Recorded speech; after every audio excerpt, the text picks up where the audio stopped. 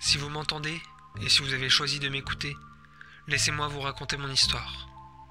Mais avant tout, laissez-moi vous poser une question. Connaissez-vous le Whistle Guy ?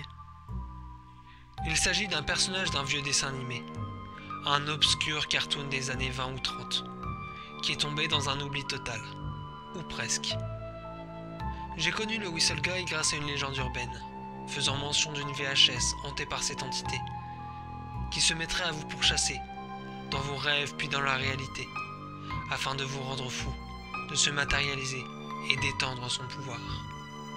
Presque aussitôt, j'ai été comme envoûté par ce qui semblait n'être qu'un personnage de fiction. J'ai commencé à le dessiner de partout, à avoir la mélodie qu'il sifflote en boucle dans ma tête. Puis j'ai décidé de me lancer dans la reproduction de son dessin animé soi-disant maudit.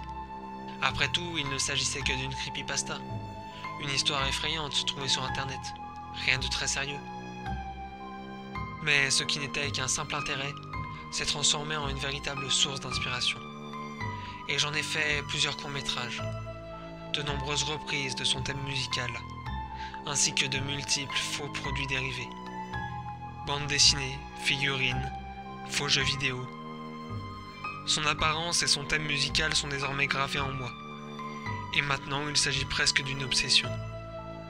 J'ai la sensation que le Whistle Guy existe bel et bien, quelque part dans un autre monde, et qu'il se sert de moi ainsi que d'autres pour exister dans notre réalité.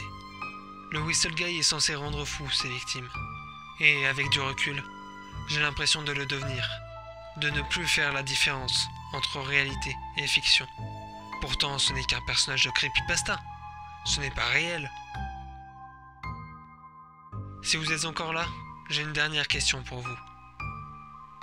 Quand une histoire fait mention d'un personnage fictif traversant le 4e mur, comment peut-on savoir qu'il ne le traversera pas à nouveau ?